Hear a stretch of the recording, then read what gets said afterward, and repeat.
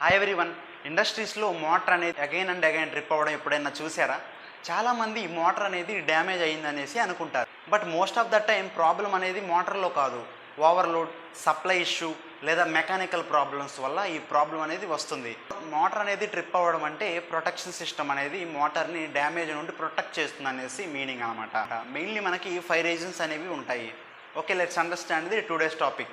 First one వచ్చేసరికి overload. Motor capacity కన్నా ఎక్కువగా లోడ్ పడితే కరెంట్ అనేది ఇంక్రీజ్ అయ్యి ఓవర్లోడ్ రిలే అనేది ట్రిప్ చేస్తుంది అనమాట. సెకండ్ వన్ వచ్చేసరికి సింగిల్ ఫేసింగ్. సింగిల్ ఫేసింగ్ గురించి మనం ప్రీవియస్గా ఒక వీడియో చూసాం. ఒకసారి ఈ టాపిక్ తెలియకపోతే మనం ఒకసారి పిన్ చేస్తాను, వెళ్ళి చూడండి.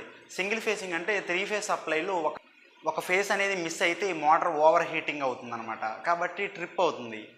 థర్డ్ వన్ వచ్చేసరికి short circuit. Wire insulation damage అయ్యి ఫాల్ట్ వస్తే ఎంసీసీబీ ఆర్ ఎంసీబీ అనేది ఇమీడియట్గా ట్రిప్ అవుతుంది. నెక్స్ట్ వన్ వచ్చేసరికి ఓవర్ హీటింగ్. కూలింగ్ ప్రాపర్గా లేకపోతే వెంటిలేషన్ బ్లాక్ అయితే టెంపరేచర్ అనేది ఎక్కువగా అయ్యి థర్మల్ ప్రొటెక్షన్ అనేది ట్రిప్ అవుతుంది. లాస్ట్ అండ్ ఫైనల్ వన్ వచ్చేసరికి లో ఆర్ హై వోల్టేజ్ అనమాట. సప్లై వోల్టేజ్ అనేది నార్మల్ రేంజ్లో లేకపోతే మోటార్ పర్ఫార్మెన్స్ అనేది ఎఫెక్ట్ అయ్యి ప్రొటెక్షన్ అనేది ఆపరేట్ అవుతుంది. ఒక స్మాల్ ఎగ్జాంపుల్తో మనం ఈజీగా అండర్స్టాండ్ చేసుకుందాం. ఓకే, ఎగ్జాంపుల్లోకి వచ్చేస్తే కన్వేయర్ బెల్ట్ అనేది జామ్ అయితే మోటార్ అనేది ఎక్కువగా కరెంట్ డ్రా చేస్తుంది. ఓకే, అప్పుడు ఓవర్లోడ్ రిలే అనేది ట్రిప్ అయ్యి మోటార్ని బర్న్ అవ్వకుండా సేవ్ చేస్తుంది. ఓకే గైస్, నెక్స్ట్ వీడియోలో ఏం టాపిక్ కావాలో కింద కామెంట్ సెక్షన్లో కామెంట్ చేసేయండి. Follow for more electrical engineering concepts. Okay guys, bye bye.